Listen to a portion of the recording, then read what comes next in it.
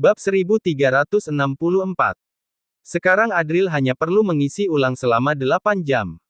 Paling lama 1 hari lagi, Adril merasa bahwa dia memiliki kesempatan untuk mencapai tingkat yang lebih tinggi.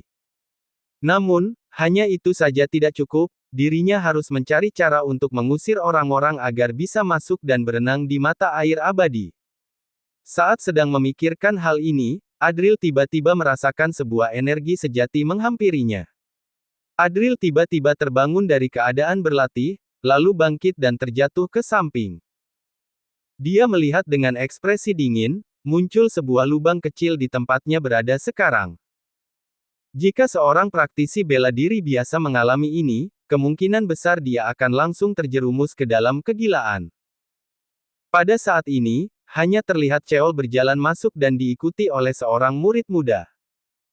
Saat ini, murid itu menatap Adril dengan dingin dan berkata, di dalam lingkaran ketiga, harus memiliki token guru untuk dapat masuk ke dalam dan berlatih. Sebagai seorang murid, hanya boleh berada di luar lingkaran ketiga, kamu bahkan nggak mengerti aturan ini. Adril menatapnya sejenak, lalu tersenyum dengan lembut dan bertanya, kamu adalah? Aku adalah murid langsung guru Cheol. Murid inti, Asuka. Dia berkata sambil tersenyum sinis. Ternyata begitu, sahut Adril. Adril mengangguk, mengulurkan tangannya kepada Cheol dan berkata, silakan, guru Cheol. Cheol tersenyum meremehkan, lalu dia duduk di tempat yang telah diduduki oleh Adril sebelumnya. Asuka juga tersenyum bangga dan berniat untuk duduk dengan anggun di samping Cheol.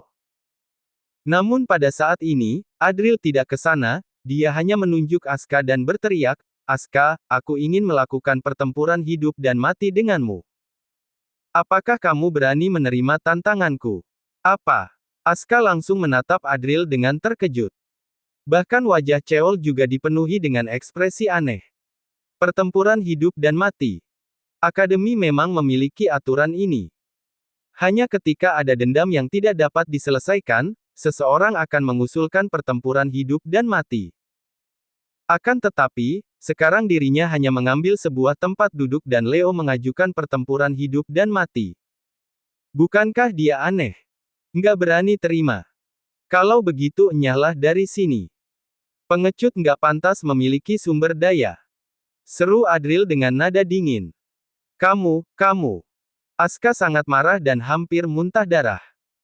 Dan hal ini menarik perhatian semua orang, mereka menatap dirinya sambil berbisik-bisik dan mengomentari. Guru.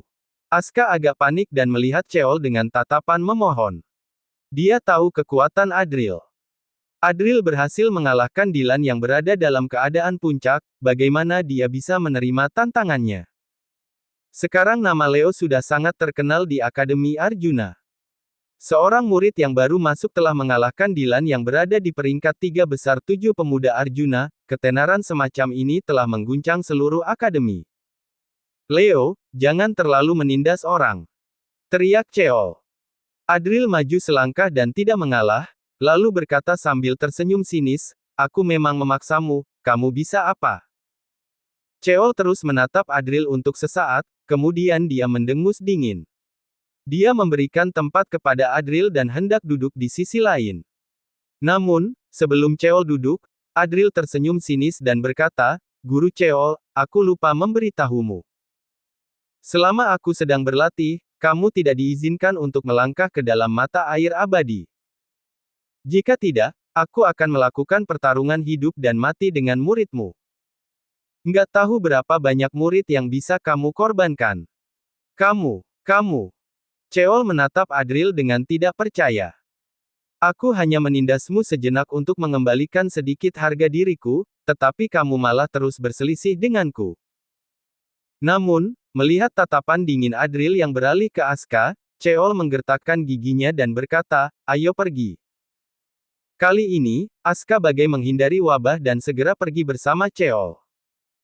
Adril memindai orang-orang lainnya, tiba-tiba dia tersenyum lembut dan berkata, semuanya, bisakah memberiku kemudahan dan nanti baru masuk untuk berlatih? Aku takut akan ada orang yang menyerangku lagi. Hari ini kalian memberiku muka, kelak aku juga akan memberi kalian muka. Sudut bibir semua orang berkedut, sialan ini sedang memohon atau mengancam. Benar-benar preman akademi. Namun, semua orang juga tidak berani banyak bicara, mereka semua mundur satu persatu dan tidak berani menyinggung Adril si preman akademi. Setelah semua orang pergi, Adril menatap mata air abadi dengan penuh semangat. Dia mengeluarkan pedang setengah jadi dan masuk ke dalam mata air abadi tanpa ragu. Hari ini akhirnya mendapatkan kesempatan untuk mengamuk. 8 jam, sudah cukup bagi pedang setengah jadi untuk menyerap banyak logam tentara agung di dasar mata air abadi, bukan?